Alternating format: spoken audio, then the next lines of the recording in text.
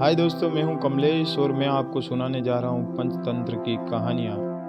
कहानी है गधा गधा ही रह गया। एक जंगल में एक शेर रहता था।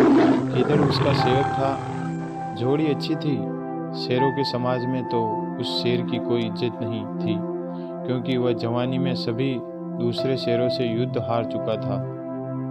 उसे गिद्दड़ जैसे चमचे की सख्त जरूरत थी, जो 24 घंटे उसकी चमचागिरी करता रहे। गीदड़ को बस खाने का जुगाड़ चाहिए था। पेट भर जाने पर गीदड़ उस शेर की वीरता के ऐसे गुण गाता कि शेर का सीना फूल कर दुगना चौड़ा हो जाता।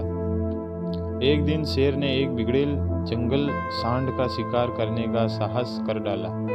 सांड बहुत शक्तिशाली था। उसने लात मारकर शेर को दूर फेंक दिया। जब वह उठने को हुआ तो सांड ने फाफा करते हुए शेर को सींगों से एक पेड़ के साथ रगड़ दिया। किसी तरह शेर जान बचाकर भागा। शेर सींगों की मार से काफी जख्मी हो गया था। कई दिन बीते, परंतु शेर के जख्म ठीक होने का नाम नहीं ले रहे थे। ऐसी हालत में वह शिकार नहीं कर सकता था। स्वयं शिकार करना गिद्दड़ के बस का नहीं था। दोनों के भूखे मरने की नौबत आ गई। शेर को यह भी भय था कि खाने का जुगाड़ समाप्त होने के कारण गिद्दड़ उसका साथ न छोड़ जाए। शेर ने एक दिन उसे सुझाया, देख, जख्मों के कारण मैं दौड़ नहीं सकता, शिकार कैसे करूं? तू जाकर किसी बेवकूफ़ से जानवर को बातों में फंसाकर यहाँ ला, मैं उस झाड़ी में छिपा रहूंगा। गिद्दड़ को भी शेर की बात जच गई। वह किसी मूर्ख जानवर की तलाश में घूमता घूमता एक कस्बे के बाहर नदी घाट पर पहुंचा। वहां उसे एक मरियल सा गधा घास पर मुंह मारता नजर आया। वह शक्ल से ही बेवकूफ लग रहा था। गीदड़ गधे के निकट जाकर बोला, पाए लागो चाचा, बहुत कमजोर हो। अये, क्या बात है? गधे ने अपना दुखड़ा रोया सुनाया।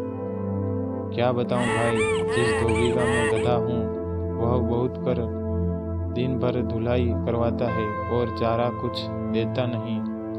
गीदड़ ने उसे न्योता दिया, चाचा मेरे साथ जंगल चलो ना, वहाँ बहुत हरी हरी घास है, खूब चरना, तुम्हारी सेहत बन जाएगी। गधे ने कान फड़फड़ाए, राम राम, मैं जंगल में कैसे रहूँगा? जंगली जानवर मुझे खा जाएंगे। चाचा, तुम्हें शायद पता नहीं कि जंगल में एक बगुला भगत जी का सत्संग हुआ था।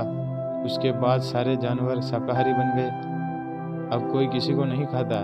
गीदड़ बोला और कान के पास मुंह ले जाकर दाना फेंका।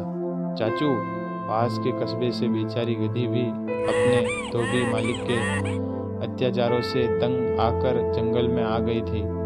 वहाँ हरी हरी घास खाकर वह खूब लहरा गई है। तुम उसके साथ घर बसा लेना।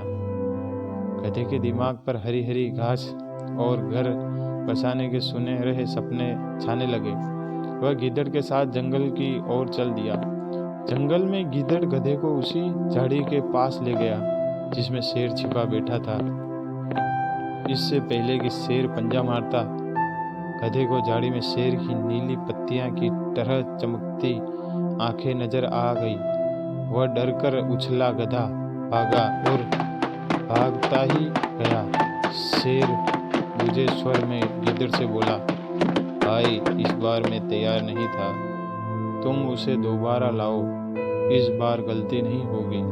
गिद्दड़ दोबारा उस गधे की तलाश में कस्बे में पहुंचा। उसे देखते ही बोला, चाचा तुमने तो मेरी नाक कटवा दी, तुम अपनी दुल्हन से डरकर भाग गए। उस झाड़ी में मुझे दो चमकती आंखें दिखाई दी थी, जैसे शेर की होती है। मैं भागता न तो क्या करता? गधे ने शिकायत की। गिद्दड़ झूठ मूठ माथा पीट कर बोला, चाचा ओ चाचा, तुम भी नीरे मूर्ख हो। उस झाड़ी में तुम्हारी दुल्हन थी। जाने कितने जन्मों से वह तुम्हारी राह देख रही थी। तुम्हें देखकर उसकी आंखें चमक उठी तो तुमने उसे शेर समझ लिया। गधा बहुत लज्जित हुआ। गिद्दड़ की चाल भरी बातें ही ऐसी थी। गधा फिर उसके साथ चल पड़ा। जंगल में झाड़ी के पास पहुंचते ही शेर ने नुकीले पंजों से उसे मार गिराया। इस प्रकार शेर व गिद्दड़ का भोजन छूटा। सीख, दूसरे की चिकनी चुपड़ी बातों में आने की मूर्खता कभी नहीं करनी चाहिए।